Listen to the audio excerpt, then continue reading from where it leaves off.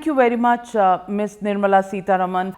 You must be very drained out with the entire preparation for the budget and then the budget speech and all the pressures that come with it, especially in the backdrop of the farmers' protests on the agriculture side.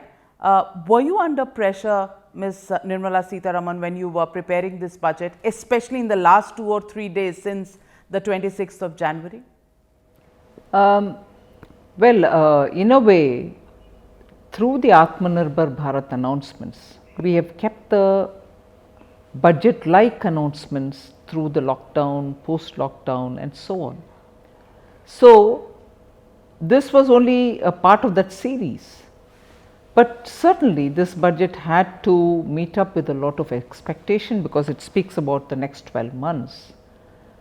And the pressure was on that aspect, that we have to come up with some basic beliefs that we held. That money has to go to sectors and to areas of activities which have good multiplier effect. So, you spent a rupee there, it will definitely create value for, let us say 1.25, 2.5, whatever the multiplier giving sectors. That is why we chose to spend on infrastructure building. Similarly, multiplier in health infrastructure building, and health of course is an area in which India needs to invest. Our lessons learnt during the pandemic have helped us to make sure what has to be done at what level, whether it is critical care in the block level or providing labs, because remember, when the lockdown was announced, India had only 2 labs which could test RT-PCR tests. Yes. And those test results could come only out of 2 labs which were in some parts of the country.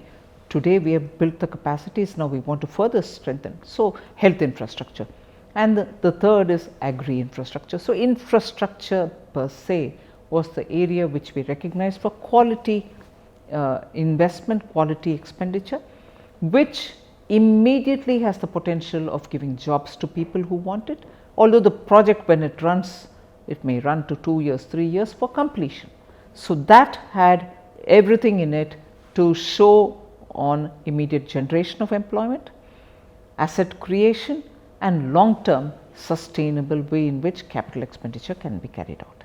Besides this, one thing which I did not want to miss out on was cleaning up the government budgetary statements and the way in which we funded a lot of things out of the budget, through this, through that, fudge the way in which you showed it, but then put it under carpet here, external commercial borrowing and so on.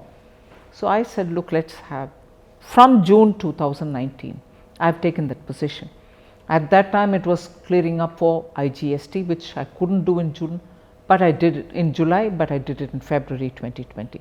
So, I have taken this approach that I want to be honest about the account, not that others were dishonest, but be absolutely open and transparent about what is shown in the government accounts. And also when you look at the accounts, they should speak for what they are, not couch. And therefore, I have taken that as a major thing, and I am glad we used this pandemic as an opportunity to clean up the government books. So, arising out of your answer, Ms. Sitharaman, I want to ask you, the doctor's prescriptions have been followed to the T. The doctor had prescribed to you that yes, infrastructure is a good place to begin with for employment, and you have done that. You have increased infrastructure spending from about 4.1 lakh crores to about 5.34 lakh crores, and that is a 37% hike. You have ticked that box, you have ticked the box of health infrastructure. You have gone ahead and talked about agriculture infrastructure. You have also talked about raising the FDI limits in the insurance sector. But let me just come back to the question of the honesty part. Do you think honesty really pays? Because before the budget, everybody had advised you spend your way through this particular budget, because you have to pull the economy which has contracted out of its current shock state and move it forward to pick up growth. And today the same people are turning around and saying, hey, what have you done to the fiscal deficit? 9.5 what's the world going to say? How do you respond to them? Well, I can understand their plight. We do respect the advice which was given that you should spend now, and in fact, I remember a couple of months before the budget, I did mention that if I don't spend now, I will only be postponing growth, and therefore I will look at spending and spending. And that is why in this budget clearly a big increase in infrastructure spend has been announced, like you pointed out, because that's what is going to help the economy revive. So, all right, fine, we do it. But where do I do it from? I've been absolutely responsible in making sure that I own up that the fact is revenue generation had come down. It is now showing signs of improving, but the fact remains that with revenue not really coming to the extent that you want to spend, I need to borrow. And the borrowing calendar has been announced last year and this year too, and even now, having announced a borrowing calendar for this year, I have stated what is additionally required even for this year itself. But with all this said, I have not shirked my responsibility to give a glide path through which the fiscal deficit, which has gone so high above, will have to be brought back with responsibility, but will have to be brought back not with such speed that the economy just about reviving has a huge shock. So, I have given a good thought mind application on it and made sure that the guide path is smooth and it does not disrupt the growing economy. So, yes, it had so many factors, all of which had equal and opposite play as it were, and we had to balance all that. Are you worried about the fact that rating agencies like Moody's, S&P may not be as benevolent to you? No, I don't think they will be. I don't think they will misread the message of this budget. Every economy in the world has come to a halt, and everyone is going to have to do everything that it takes for them to revive their economy. We are doing the very same. In fact, we are doing it without even a rupee being additionally raised through taxation. And we are also absolutely open about the fact that this money comes from borrowing. And the rate at which GST is growing, this government is confident that we will be able to borrow and gradually, for all you know, borrow less and do the same thing that we have said. So, rating agencies will see the consistency and mind application with which this budget is made, and we are putting everything openly for anyone to see in the budget statement. So, that I am sure will be taken into cognizance by the rating agencies. Ms. Finance Minister, another question I want to ask you is the fact that government spending has gone up from 4.3 lakh crores to about 34.3 lakh crores to about 34.8 lakh crores. That's not too much of an increase. So, if you were planning to sort of spend your way out of this contraction of the economy, then it's been a very conservative way that you've actually done that. No, but it also will have to be looked at every year. How much can institutions absorb? It might well be that I can give, say, 10 lakh crores to one particular project. Can they utilize all that within a year? Some ministries have the capacity to use a certain amount, some others have more and some others have less. I have to be clear as to how much I can give for each one of them. It's no good keeping money parked in the name of a project. I have to have the wherewithal to be able to deliver on the ground, and that's also something which is governance, and that's where we've spent a lot of time to see where best this money can be spent and how much. There's no point in me just splurging or keeping it in some account saying I've given you, do it, but probably that ministry at the moment doesn't have the capacity, or the ground doesn't have the capacity to absorb, even if that ministry is able to spend. So, even these things will have to be factored in. I want to ask you, one of your predecessors in the North Block, Mr. P. Chidambaram, held a press conference, and his first criticism of your budget was that the verse that you read of Thiruvalluvar was something that he's already read before. So, you are copying, or you haven't been informed that this has been used before. and he says that through your budget, you've deceived the people of India.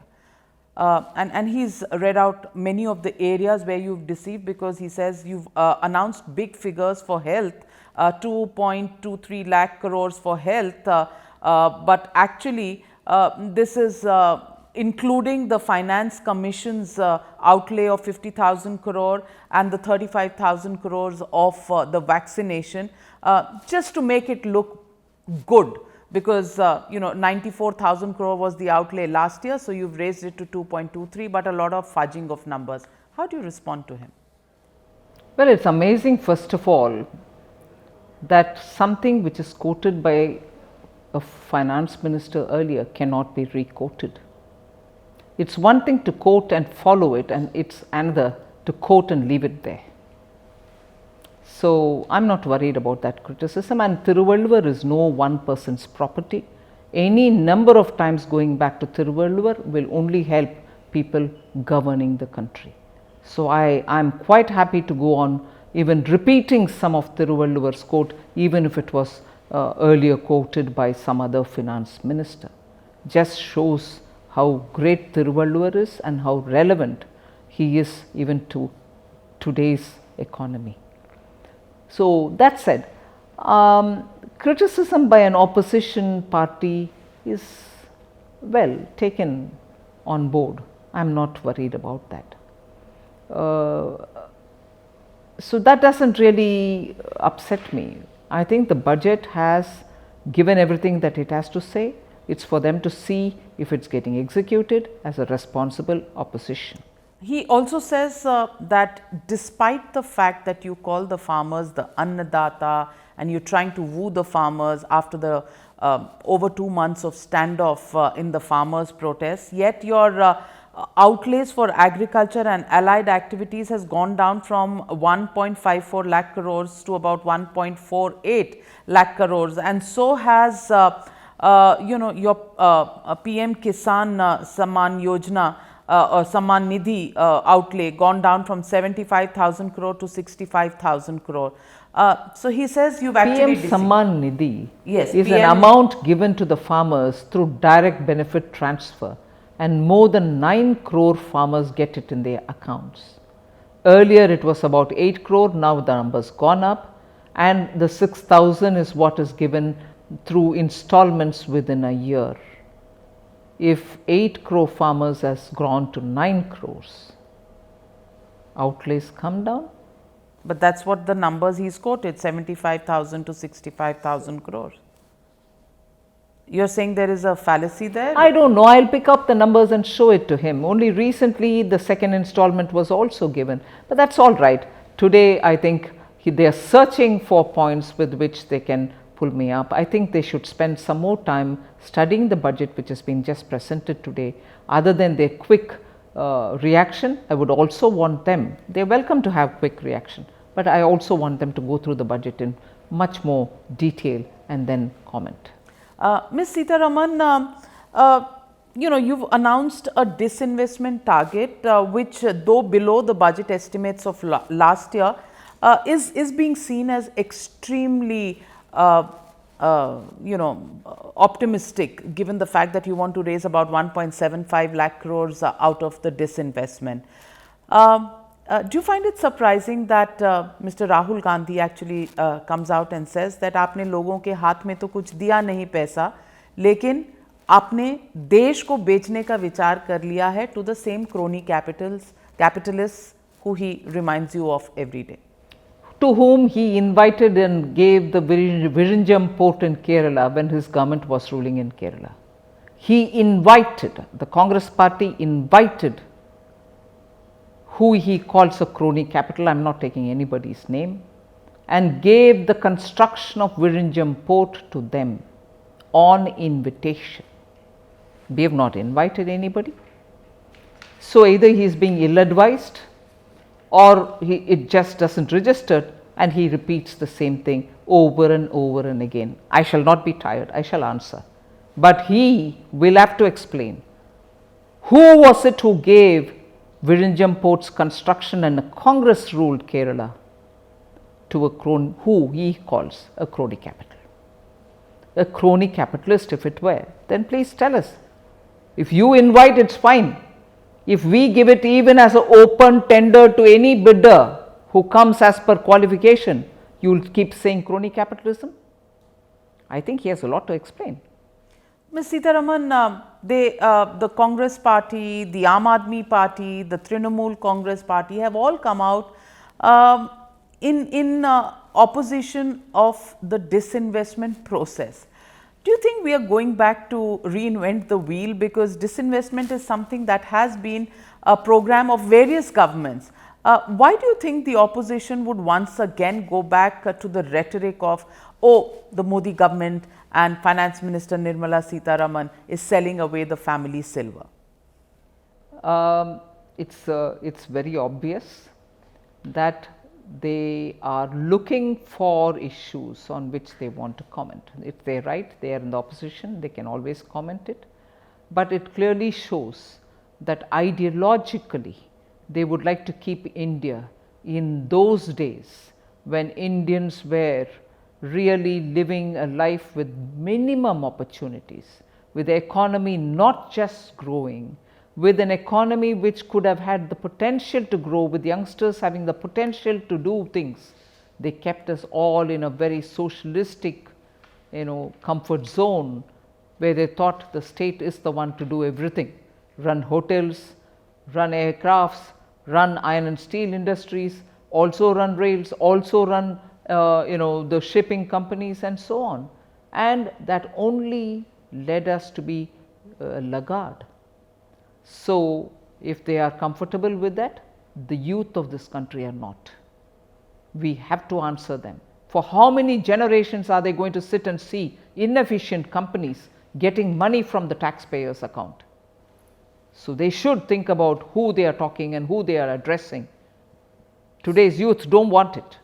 So, are you saying the ideology of the BJP, which was always capitalistic, which was always right of center, is still going to follow that path? Because on many things, many people have said that you've taken a socialist turn as well.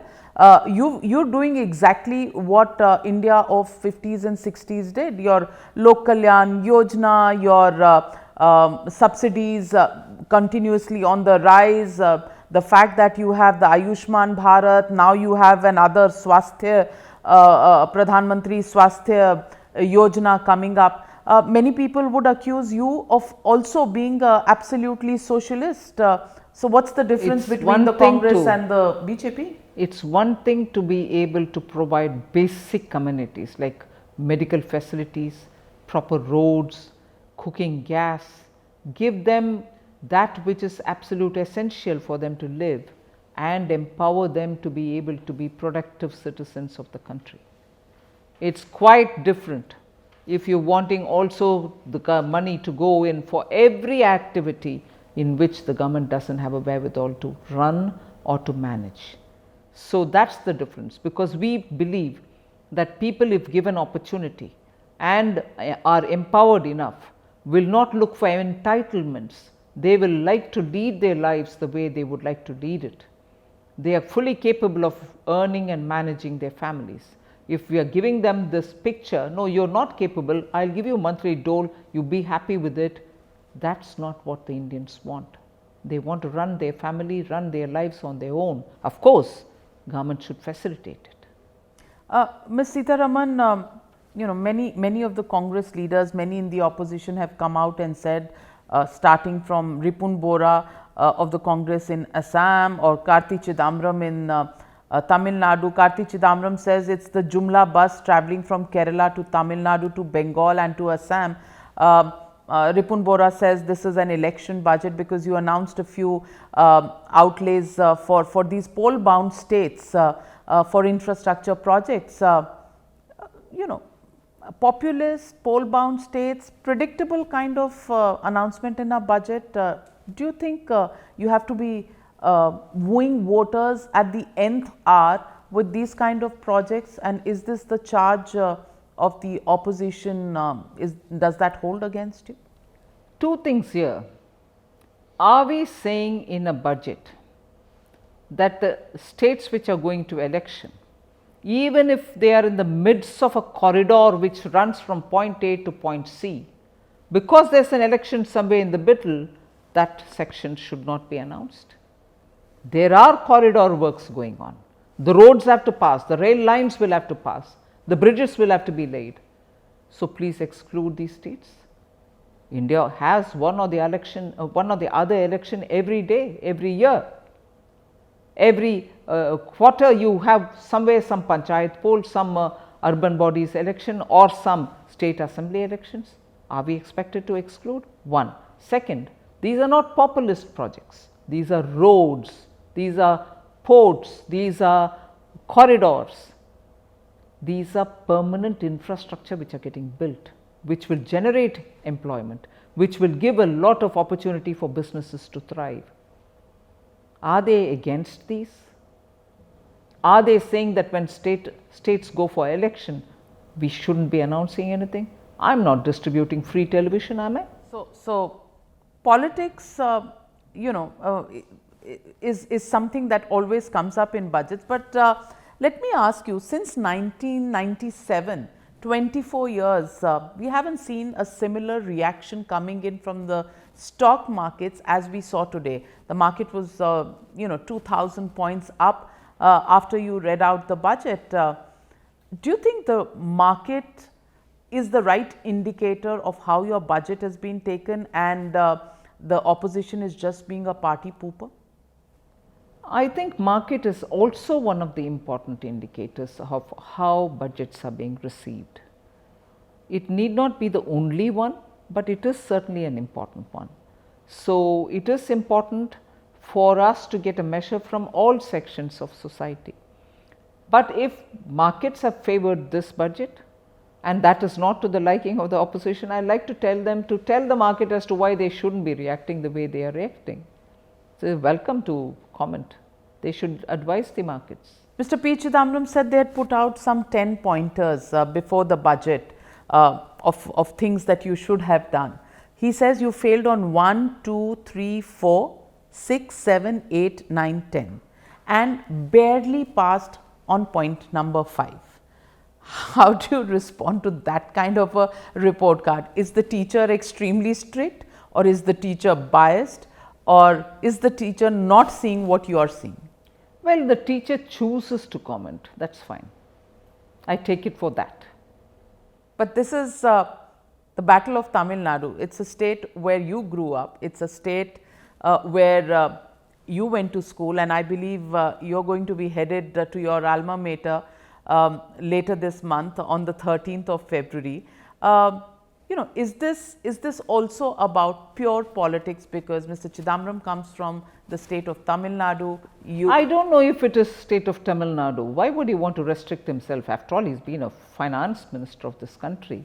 So, I don't think it is just Tamil Nadu. As a former finance minister, he thinks it is fit to criticize or appraise the budget, critique the budget. He is welcome to do it. I will listen to him, I will read him. That is very well. But the elected government is the one which takes a call on how it wants to handle the budget. Opposition, welcome to comment, but it is the government of the day which takes a call. Ms. Nirmala Sitharaman, I want to ask you about the agriculture reforms. Many people have now come and said that the government has shown its willingness to amend the laws, to put the laws on hold.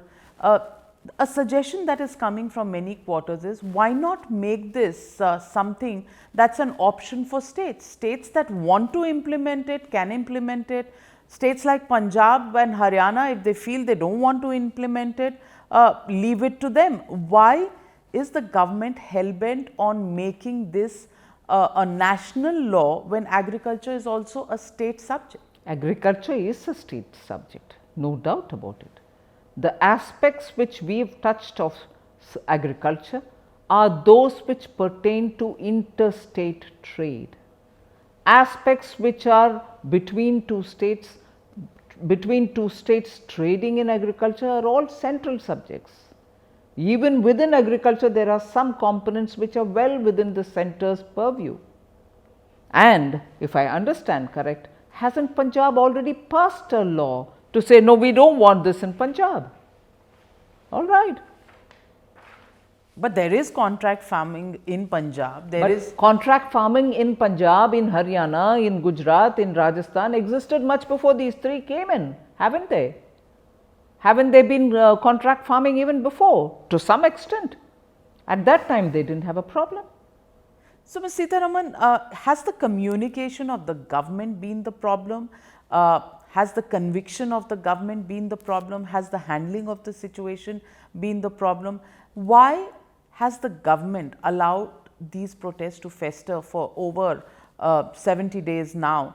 But it is strange that you're asking this question, because the allegation against this government is you don't allow protests, you don't allow any voice of dissension, whereas what you're saying is opposite of it.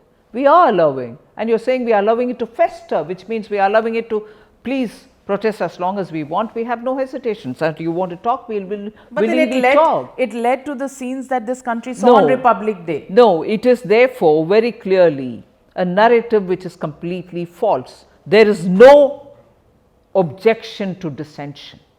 There is no curtailing of freedom of expression. There is no restriction on protest. But yet, you would call Prime Minister Modi as suppressing freedom of expression? Please make up your mind. This has been going on. And have we ignored the protests? No. There are 3 ministers sitting and talking to you hours on end. We are willing to do further. But what's the narrative, and what do these clubs all over the world which write in newspapers say? Oh, Modi doesn't listen. Modi suppresses the freedom of expression. Tell me, you're contradicting yourself. So, you turn around and file FIRs against them? 1 minute. Which are the states which are filing FIRs? First of all, anyone asks questions about Maharashtra, please, first of all. Second, where, for instance, UP or any other state has done, particularly related to this farmers' protest. What is the fake news which got exposed even from the ground, and such fake news leading to violence and breach of the national security, going into the Red Fort, are all right? No government has a right to even question that? Is that all right? Not a word of apology from anyone who perpetrated the fakery. But if governments take action, oh my God, no, this is not right. Whereas in Maharashtra, a similar thing would be fine. Look at the hypocrisy.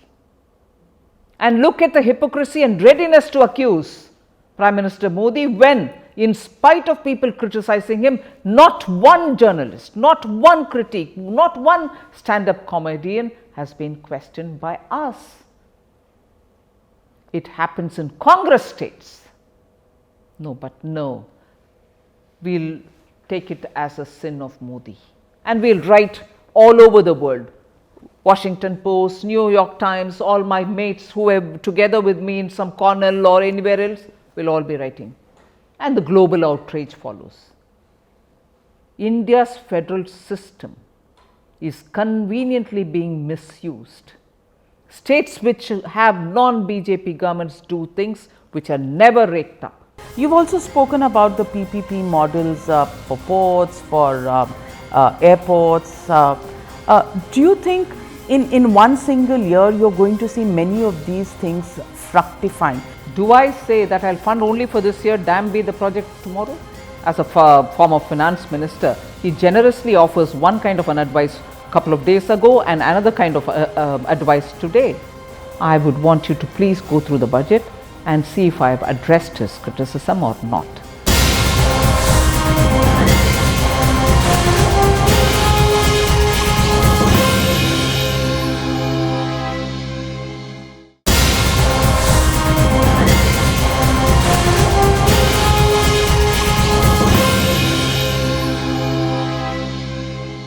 Coming back to the economy, on the MSMEs, you announced the Atmanirbhar package for the MSMEs, and you laid out 20 lakh crores for them, and then of course there was the package, stimulus package 1, 2 and 3, but yet many people say that the MSMEs have not been able to come out from the dump that they got into, because the allocations that were made were basically in the form of loans that they could go and get. But since these MSMEs were not operational, they already had unpaid loans on their heads, they haven't been able to use this, and therefore they still continue to be in a sticky corner. Do you think this budget addresses that problem? No, first of all, even before the budget, in the Atmanirbhar, one of the things that we announced was for those companies that you're talking about, who had already gotten into difficulty, who didn't want to borrow there, and the banks wouldn't anyway lend to them, we had given them a sub-debt scheme, where subordinate debt scheme, wherein if the company's proprietor can take it as a loan in his name and then put that as an equity into his business which is in doldrums, then raise a debt over it, it was possible for him to revive his company. Many people have benefited out of the subordinate debt scheme. So, when we helped MSMEs, we not only gave the emergency credit guarantee, but we also gave a subordinate debt scheme through which companies which were already in difficulty could have benefited. Probably information did not reach them. I have been closely monitoring so many companies which have benefited out of the subordinate debt.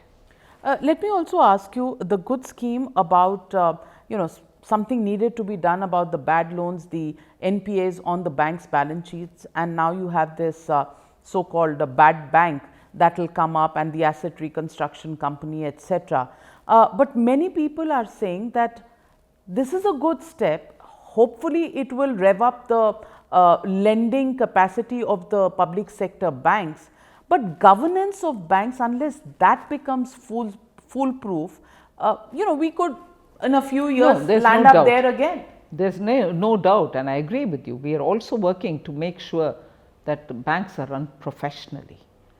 One thing for sure, this government after 2014, you will not hear any bank tell that crony capitalists have been asked to be given loans from us calling from Delhi.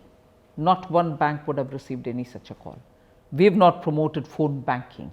We have not promoted call by phone and give credit to people. My bhai, Batija, Damad, no, none of that happened.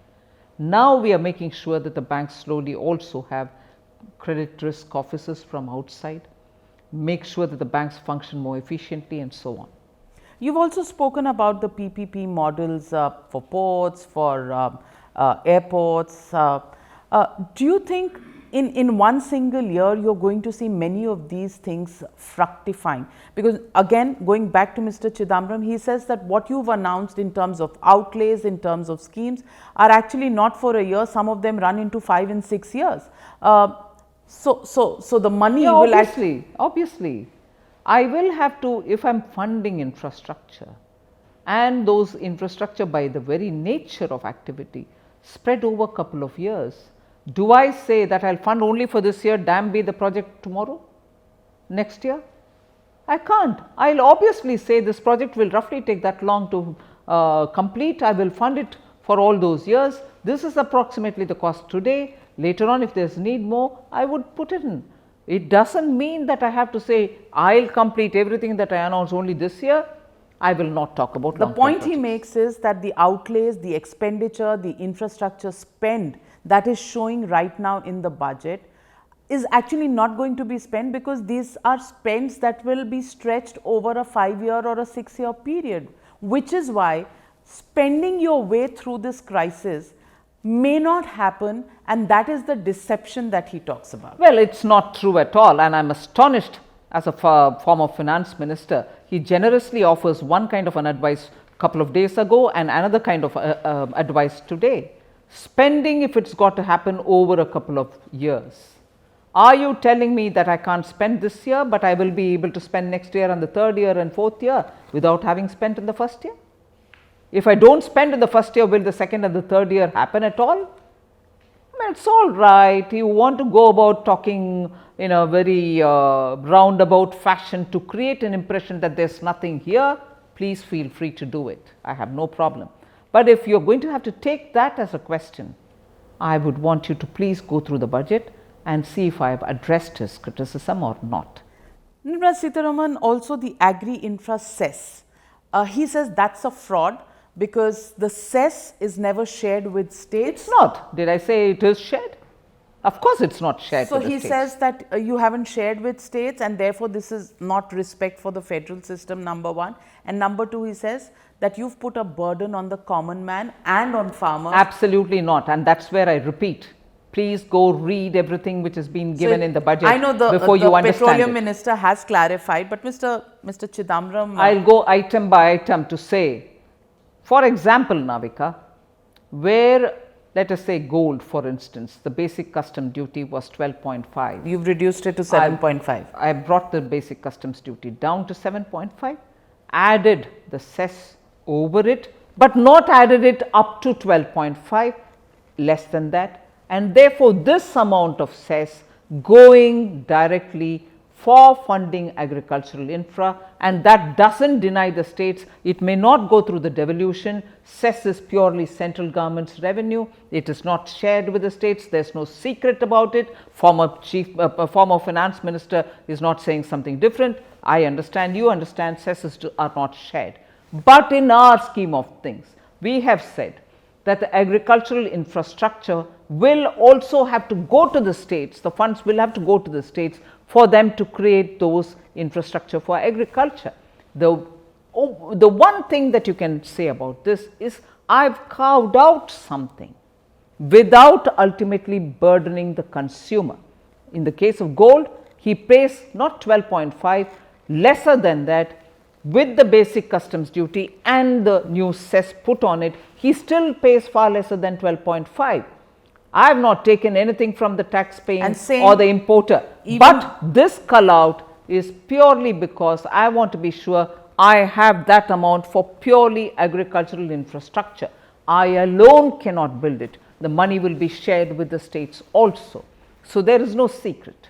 And diesel and petrol, the taxes will be adjusted so that there is no impact of the prices on the customer, but on this score, on the customer, there is no increase. I cannot speak for what the oil marketing companies will periodically relating to the market increase or decrease the prices. I am not talking about it. In fact, in this particular case, it is only on the additional excise, which is already only a central government's excise. From that, we have taken the carve out for agricultural infra. But do you so, please do have a look at it in detail before you spread this misinformation. I am not. Whoever. Mr. Chidambaram. Whoever. Because I have already asked the question and the misinformation is not what the voter wants. As a responsible opposition, please do state the facts. State the facts. I am fully willing to face it. But don't twist the facts, please. I am not saying he is twisting, please, but the way he is going about it, even without spending a minute to understand what has been said in the budget, you know, disappoints me. I want him to really honestly look at it and comment. Tell me, oh, sorry, this is wrong. I'll stand up to face it. But this kind of a, you know, nitpicking and also knee-jerk without looking at it, without looking at the details.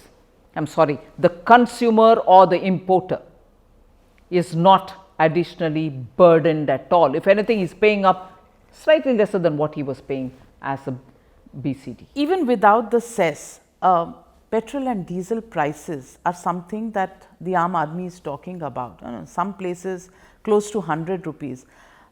Do you think you're going to finance your way, you know, of infrastructure projects through just taxes that you collect? No, Navika, first thing, oil is essentially something which the oil marketing companies do based on whatever is the current situation in the external market. And there is never a yesterday I bought, today I sold kind of a correlation with what is happening in the global markets.